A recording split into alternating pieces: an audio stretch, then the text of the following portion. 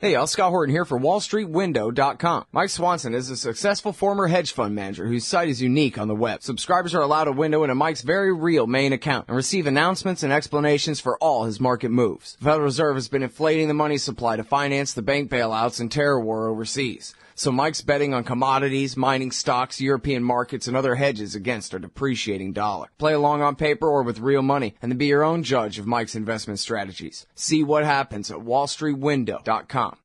All right, y'all, welcome back to the show. It's the Scott Horton Show. I'm him. We're on No Agenda Radio, NoAgendaStream.com. Appreciate y'all listening. And our guest today, looks like our one and only guest today, is libertarian activist and radio and internet TV host Adam Kokesh from Adam versus the Man. Welcome to the show, Adam. How are you doing? Outstanding. Thanks for having me on, Scott. Well, you're very welcome. Very happy to have you here today. So, big doings going on in your recent past and upcoming future here to talk about. First of all, I'm glad to welcome you back to relative freedom. You've been locked up in some kind of jail or another recently. Why don't you go ahead and take us through real quick what happened with your arrest at that pot rally, early last week, or when was it? Yes, last Saturday, federal prison for 1 week. But before we get to that, Scott, I think people need to know the bigger picture and context in which this arrest took place. And as you know from being familiar with the details of how it went down, I was targeted. I was pulled out of a crowd by federal agents, and I was charged with the ridiculous charge of assaulting a police officer, a federal agent specifically. And they tried to keep me away from the public and incommunicado after that arrest. And the most likely explanation, without presuming any conspiracy when incompetence provides an adequate explanation, is that I'm organizing or was organizing an loaded open carry march on Washington, D.C. for Independence Day, as they have decided to step up their tactics and make it clear that the availability of us peacefully exercising our rights and our ability to peacefully assemble and address our government petition our government for a redress of grievances is no longer available, and that as an organizer I can be targeted and disappeared. We have decided that the only appropriate response is a similar escalation, and while I was in prison, I wrote the following, titled The Final American Revolution. When a government has repeatedly and deliberately failed to follow its own laws, violated the fundamental human rights of its citizens, threatened the sanctity of a free press, created institutions intended to eliminate privacy of communication, waged war at the behest of special interests that threatens the public safety, killed hundreds of children with drone strikes, imprisoned and destroyed the lives of countless individuals for victimless crimes, stifled economic opportunity to maintain the dominance of the financial elite, stolen from the people through an absurd system of taxation and inflation, sold future generations into debt slavery, and abused its power to suppress political opposition, it is unfit to exist, and it becomes the duty of the people to alter or abolish that government by whatever means necessary to secure liberty and ensure peace. A new American revolution is long overdue. This revolution has been brewing in the hearts and minds of the people for many years, but this Independence Day it shall take new form as the American Revolutionary Army will march on each state capital to demand that the governors of these 50 states immediately initiate the process of an orderly dissolution of the federal government through secession and reclamation of federally held property. Should one whole year pass from this, July 4th, while the crimes of this government are allowed to continue, we may have passed the point at which nonviolent revolution becomes impossible. The time to sit idly by is past. To remain neutral is to be complicit. Just doing your job is not an excuse, and the line in the sand has been drawn between the people and the criminals in Washington, D.C. While some timid souls will say that it is too early, that we can solve this problem through the democratic means provided by government, that current levels of taxation are reasonable for the services provided, and that the crimes of this government are merely a tolerable nuisance, it may already be too late. While there is risk in drastic action, the greater danger lies in allowing this government to continue unchallenged. So if you are content with the status quo, stay home, get fat, watch the fireworks from a safe distance, and allow this Independence Day to pass like any other. But if you see as we see and feel as we feel, we will see you on the front lines of freedom on July 4th, 2013 for this, the final American Revolution. So what you're saying is it was going to be a peaceful demonstration, but now it's going to be an armed revolt? Well, it was an armed revolt. Now it's going to be a a nationwide call for the dissolution of the federal government. Yeah. Well, and so how many people have signed up on your Facebook page for this revolution then? Well, we're taking sign-ups through a lot of other mechanisms and promoting this in a lot of ways outside of Facebook. But we have just this weekend got 50 separate events for each state where people can coordinate. We have a national coordinator who's just facilitating people being able to get together in their states. His name is Jeffrey Phillips. People can get a hold of him at Jeffrey@AdamVersusTheMan.com. We have people stepping up all over the place. And when we announced what we were doing for Independence Day in Washington, D.C., we already had people organically just saying, well, we're going to do our own thing for Independence Day. So now we want to shift focus to make sure that people are actually doing something that is more than symbolic, but making specific demands. And I think it's about time that people stop the futile efforts of trying to change this law or adjust this policy or fight for this one little inch when the government takes a mile behind your back. The only way that we can really defeat this thing at this point is to eliminate it entirely, and the abolition of the federal government is a good start. Well, I'd like to see a world without D.C., but aren't you risking getting innocent people killed? How so? Well, you're saying that originally the plan was to have a bunch of people basically parade around with their rifles and say, like, hey, we're rifle owners and you guys better step off and you can't take our rifles. Now you're saying you want to escalate. Basically, you want to shoot your rifles and make the federal government cease to exist, starting on July 4th. Oh, no, we're not shooting anybody. This is a march to demand action from the governors of the 50 states. So you're saying you're not going to D.C. at all now? You're going only to the state governments now? Is the difference? Correct. And people are welcome to be armed and to open carry if they like, but there are no targets being named. This is a peaceful assembly to demand the disillusionment of the federal government. Well, I don't know, man. It sounds like a great symbolic point to make in an unarmed kind of way, but in an armed kind of way, you're just asking for a slaughter, right? Because what do you expect? Governments to dissolve themselves? If a bunch of people with rifles show up like they really mean it, like they're there to stay and prevent the government from being the government anymore because they're getting rid of it or whatever it is, then whatever state police and or National Guard or whoever will shoot them in all 50 states, right? This isn't about any kind of confrontation. Hold on. Scott, you're really misrepresenting this. People well, are maybe able I to misunderstand go it. Right. There's no specific physical action that is being taken. It is a rally to demand secession. Yeah. Well. And yes, it could be Kent State. They could come down, but that's not a reason not to protest. I mean, if it's Kent State happened, therefore we should never stand up again, then we're not going to see any change.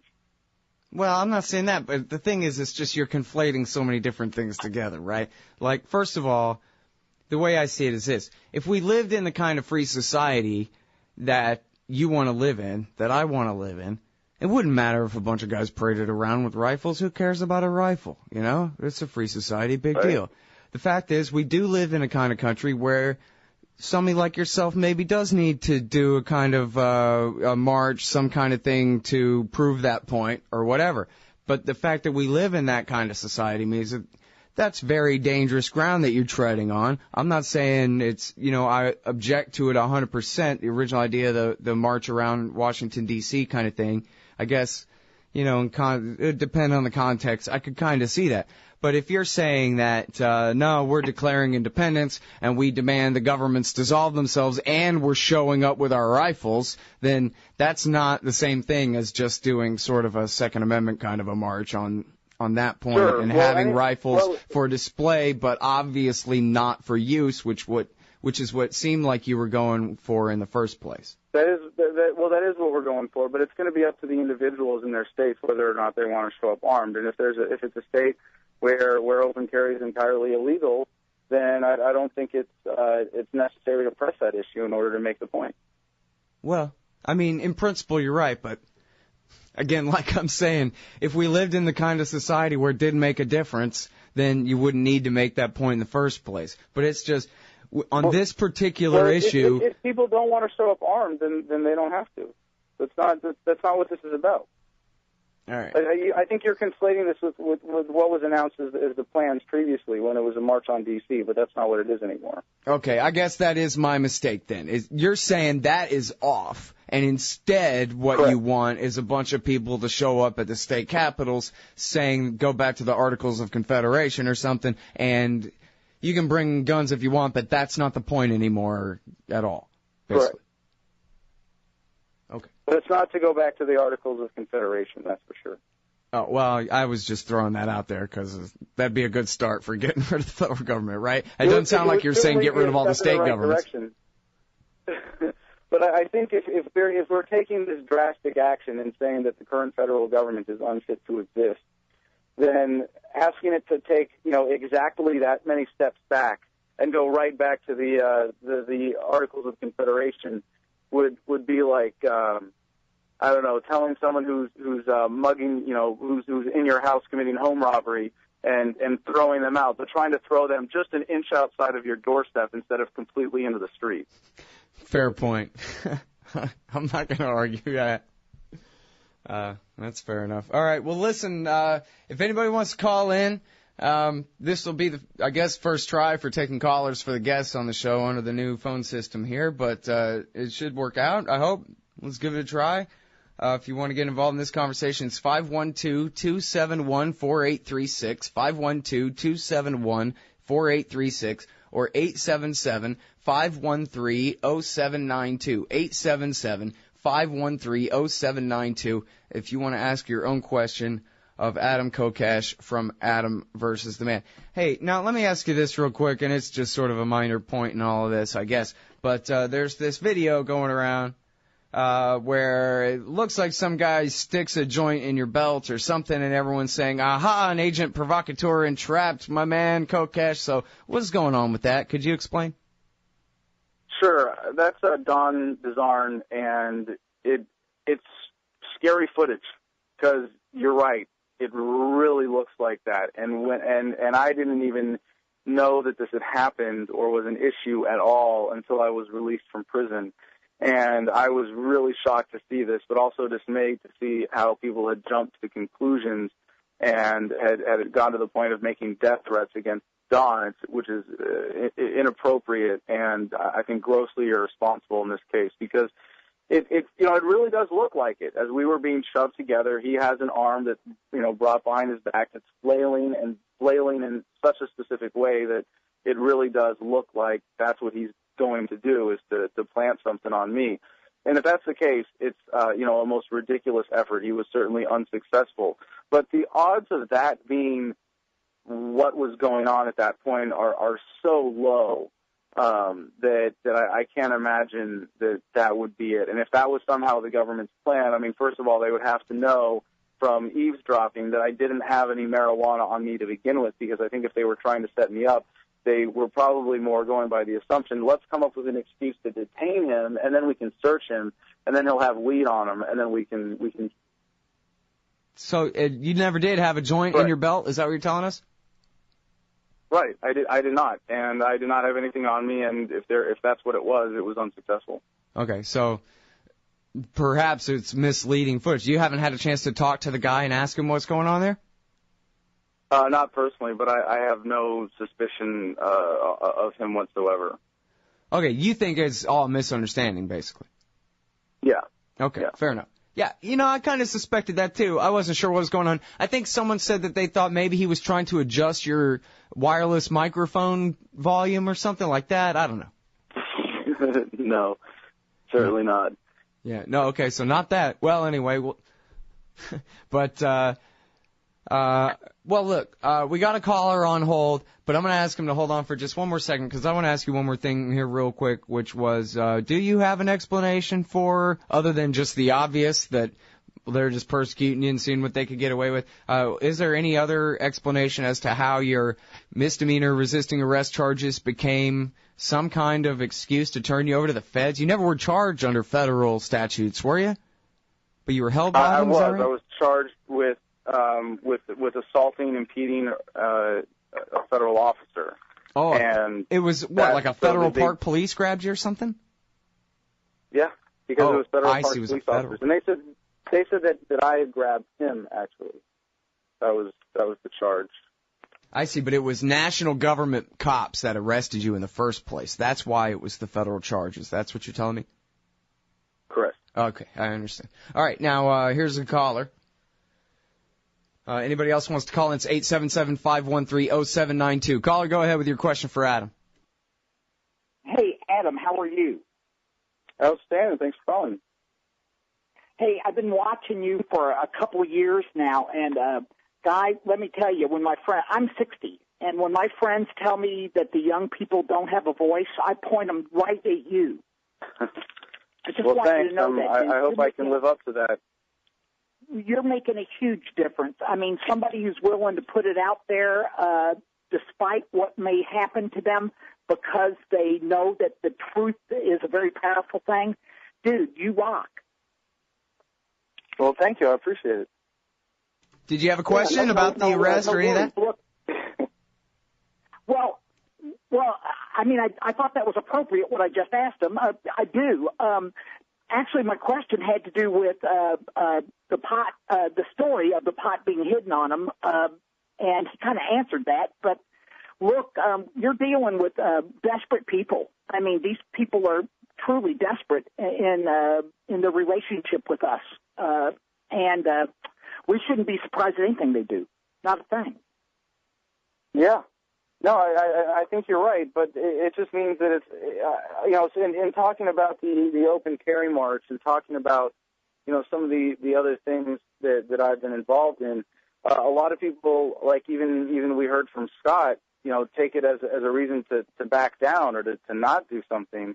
And if anything, when you see the government doing things like this, it's a reason to step up. It's a reason to escalate our tactics. It's a reason to double down and try to strengthen what we're doing, not to back down, because when you back down, it's only going to get worse. They seem, Adam, to be very, very alert to blowback, and they don't get any blowback if everybody's very passive. They just don't. Right. Your time in jail just now, look what it's produced as far as people sending their support to you, even if it's in word only. It's huge. Well, I think it's a lot more in deed as well. As people, I mean, for me, part of the motivation that I got out of this was that now, I mean, this is a clear condemnation of their own political process. I mean, if you can't organize a legal protest, even if it's a call for civil disobedience, if you can't organize for that without being disappeared, then the government is it's not just not to be trusted. I mean, this is like on top of everything else. As we said in the Declaration for the Final American Revolution, that they are abusing political power to suppress political opposition. So what do? Then you have to seek non-political means of demanding change, and we're still saying that we can petition our government, but it's beyond the point where we can just petition the federal government. We have to be asking for specific change, and I think turning this into a call for secession at the state level is just one step in the right direction. But if the state governments say that no, we want to be part of the federal system, we want to stay on the federal seat, then the state governors will have made it clear that they're just as much criminally complicit as anybody involved in the federal government. Adam, when I watched the video of the D.C. chief of police talking to you, and realizing as she's speaking that she actually believes what she's saying, concept of the fact that what law is, what truth is. These are psychopathic people. They're at least sociopathic. Absolutely. Well, look, brother, peace to you, and I just wanted to hear your voice and let you know there's somebody here in Kentucky that's fully happy that you're at least a voice, Well, thank you, sir. I hope it. Well, I hope you'll be ready to join us in deeds as well as words and be able to join people who are going to be doing something on Independence Day in your home state. it never stops, Adam. It never stops. It's been going on for, 12 years now for me. And, trying to being able to communicate with people at their level is taxing. It's just taxing.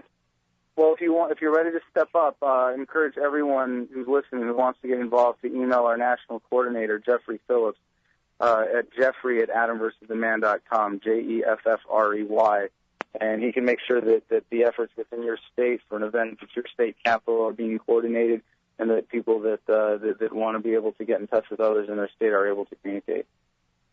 All right, cool. Hey, thanks for calling in. We're going to go to the next caller. And that's you. You're on with Adam Kokesh. Hey, Scott? Yeah, go ahead. Hi, it's James Cox here. We're friends on Facebook, and Adam Kokesh. I'm friends with Adam, too. I have a question for Adam. After he got arrested and they kidnapped him and took him to the federal prison, and you were going through court, what happened? Because obviously you refused to ID. That's what I'm hearing. Did you really just keep refusing to answer any of their questions in court? I'd like to hear what your story is. What actually went on inside the courthouse. Sure. Yeah, the legal narrative is pretty interesting here because we were detained on scene, and I did not have ID on me. And even with if I had ID, then they would have said that they told me they were going to be able to take me away and hold me until an arraignment. I got transported in a Philly PD van to Philly PD Center, and then after being booked there, when I did refuse to identify, they printed me, photographed me, put me in. It was a really, really disgusting cell there. Then Parks Police came and picked me up and transferred me to the Federal Detention Center, where we ended up spending the rest of the week. And I ended up going through processing there, and they put me in the same cell as N.A. Poe, which was certainly nice for both of us and any government agents that were listening in on those conversations. And then we had our arraignment on Monday, and there were supposed to be, an opportunity for bail there, but the government requested their 3 days to hold us so that they'd have a separate detention hearing. So I remained silent then. They said that the reason bail was being denied was because it was a violent crime. And I was being held in the special housing unit, which is, they call it the shoe or the hole. And after finally repeatedly asking, we were able to get, at least I was able to get one phone call and get a little word out through my father on, I believe it was Tuesday. And then Thursday, we had our detention hearing.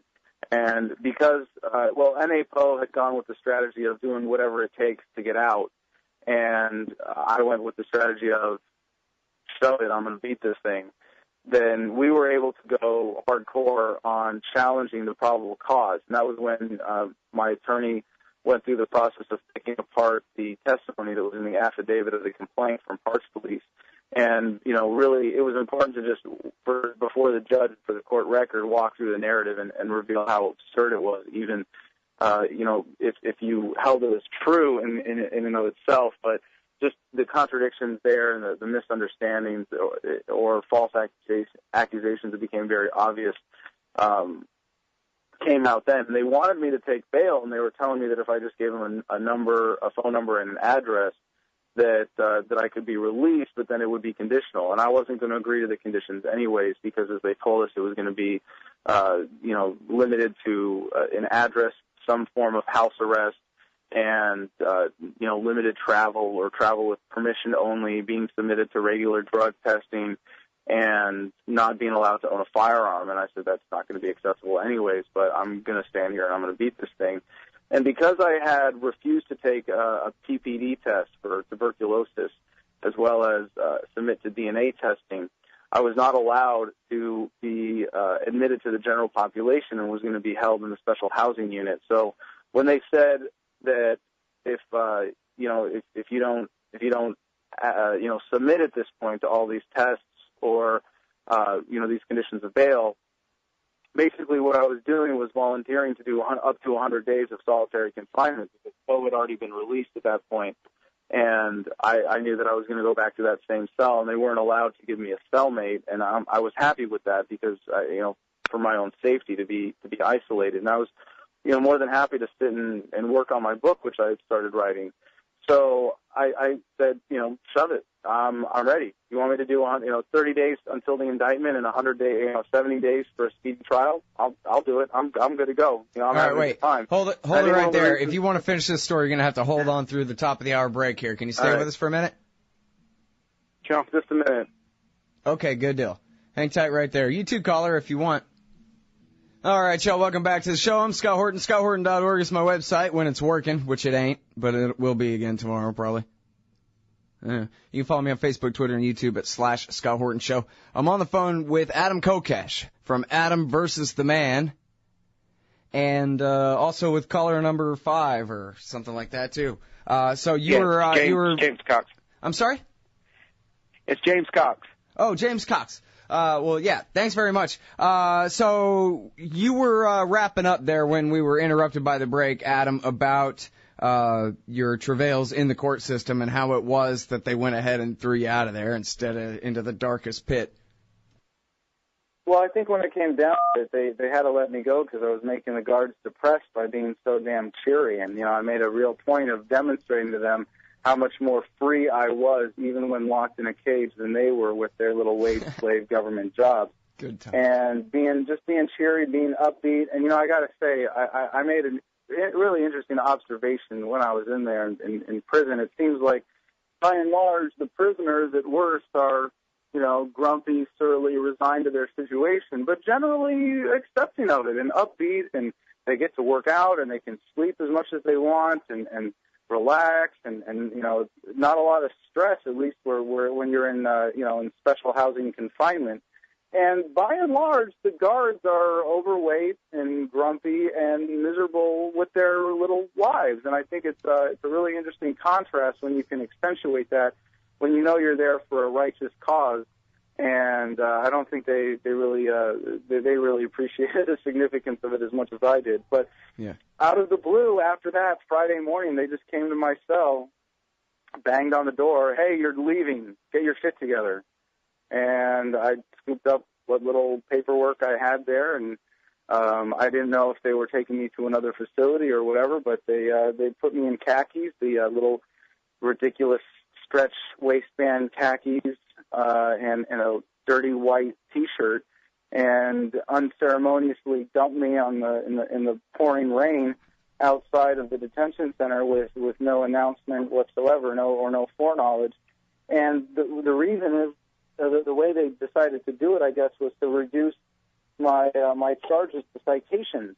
Mm-hmm. And so the officer who had testified, who we embarrassed in court the day before, Donald Reed, was the one who was there as the parks police officer who was responsible for getting my gear back to me, my personal belongings, which included the microphone I had in my hand when I was arrested.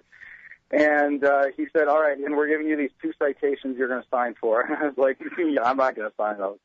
And he just threw them in my bag, and that was it. So I have 2 citations for $275 each that I have not acknowledged receipt of or promised to appear in court for, and basically got off completely free and clear at the end of all of that by simply standing my ground. But I do want to say that playing hardball like that and taking that hard line in prison and in court was really only possible because there were so many people on the outside who were so supportive. I got to thank Jim Babb, Meg McClain, Nathan Cox, George Donnelly with Shield Mutual. I mean, I bought insurance for getting arrested, and it really paid off. And if there weren't people outside making noise, making it hard for them to keep me there, I think they would have been inclined to hold me a lot longer. Arrested insurance. So the fact is then, Adam, that you never, when they asked you if your name is Adam Kokesh, you never submitted to any of those lines of questioning. You never admitted that. You never said to them, yes, my name is Adam Kokesh. You just basically pleaded the fifth all the way along. You never actually admitted that you were Adam Kokesh because, it is, fascism that we live under. This is total Nazi Germany. I've been arrested twice where I wouldn't give my identification to them when they asked me for a driver's license or something like that, and I got arrested. And so... Well, I wish I could say I was that hardcore, but not quite. At first, yes, and I'm pretty sure, I think the next time I get arrested, and I'd like to see a group of people do this in mass somewhere when appropriate, but the moment they say you're under arrest, to go limp and mute and force them to, if they want to arrest you, if they want to move you, they're going to have to drag you. They're going to have to pick you up and not give them anything whatsoever. All I did really was refuse to identify at first, but I decided I wasn't going to physically resist. I was going to physically cooperate even with my own kidnapping, if you will, and instead of taking it to that greater level of resistance. And so when they said they were going to fingerprint me, I didn't make them pick me up and drag me over to the machine. And at that point, they had identified me. They knew who I was, and there was no point in doing that. But then all that I did in terms of giving up information was, my name and my social, and, I probably didn't even have to do that. But it ended up being enough that there was enough leverage, and I limited what they were able to do, that they weren't able to release me on bail. I wouldn't accept, any of the ridiculous conditions like not being able to travel or own a firearm. So, but like I said, if it wasn't for that leverage on the outside, we found out that when we got arraigned on Monday from other prisoners, because where we were in isolation, like we couldn't hear anything. We had a slit for a window, and we found out that there were people with bullhorns outside, and the prisoners and the rest of the facility were getting loud, and were making some noise as well. So I don't think we just made ourselves more trouble than we're worth, and upped the cost of them for keeping us there. All right, James, you got anything else for us here? No, that's about it. Thank you for taking my call, Scott, and Adam, good luck, and take care of yourself. All right, thanks very much for calling in. Thanks for the call. All right, now, okay, a couple of things here. And how much time you got? I really got to go. I got some people waiting for me. I got to start my own podcast today, but I'm happy to answer if you got specific questions, Scott. Okay. Well, yeah, this could just be a real quick yes, no. Are you considering a civil suit against them for perjury and false arrest and things like that for that false affidavit? Absolutely. Okay, good deal. Absolutely. Although I got to say, when I got body slammed at the Jefferson Memorial, and I think we're coming up on the statute of limitations for that, we were not able to find an attorney who wanted to take that case because it's so very hard to get something specific. But if it's possible, yeah, we're definitely looking into it. And the legal defense fund that was raised is now a legal attack fund, and we will be putting all the money that was raised for legal defense towards that accountability. But if people want to donate so that we can do other things in the vein of legal attack right now, AdamVersusTheMan.com/invest is right on. And then just real quick, I'll just leave you with, I guess it's just my confusion between calling off the one march and having these others in their place. And I guess I would just urge you to be real clear about the difference in that, it's going from a pro-gun thing to a general declaration of independence. Because I'm all for either way. I just am not sure about the conflation of the two. And you're saying you don't want to conflate the two either. So I would just recommend being real clear about that, because dummies like me are not understanding quite well. Well, absolutely, Scott, and I hope you're in a position to make it to Sacramento on Independence Day. Jeffrey Phillips is actually based out of L.A., and I'm back in Texas now. Yeah. I'm in Austin. So. Oh, that's right. Well, we'll see if we can get Alex Jones to lead the march on Austin then. All right, you do that. Okay, thanks, right, man. Appreciate it. Really appreciate it. All right, have a good one. All right, that's Adam Kokesh from Adam versus the Man. Fighting for your rights, AdamVersusTheMan.com. And I'm sorry, I should have all his websites right here in front of my face to recommend to you, but you can find them on YouTube. Oh, man, I'm late. Sure hope I can make my flight. Stand there. Me? I am standing here. Come here. Okay. Hands up, turn around. Whoa, easy. Into the scanner. Ooh, what's this in your pants? Hey, slow down. It's just my... Hold it right there. Your wallet has tripped the metal detector. What's this? The Bill of Rights? That's right. It's just a harmless stainless steel business card-sized copy of the Bill of Rights from SecurityEdition.com. There for exposing the TSA as a bunch of liberty-destroying goons who've never protected anyone from anything. Sir, now give me back my wallet and get out of my way. Got a plane to catch. Have a nice day. Play a leading role in the security theater with the Bill of Rights Security Edition from SecurityEdition.com. It's the size of a business card, so it fits right in your wallet, and it's guaranteed to trip the metal detectors wherever the police state goes. That's SecurityEdition.com. And don't forget their great Fourth Amendment socks. Hey guys, I got his laptop. Hey y'all, Scott Horton here for The Future of Freedom, the journal of the Future Freedom Foundation. Every month, Plumline individualist editor Sheldon Richmond brings you important news and opinions on policy by heroic FFF President Jacob Hornberger, hard-hitting journalist columnist James Bovard, and others from the best of the libertarian movement. The Future of Freedom tackles the most important issues facing our country, from the bankrupt and insane welfare and regulatory states, to foreign wars and empire, the dismal state of our economy, and ongoing assaults on civil liberties.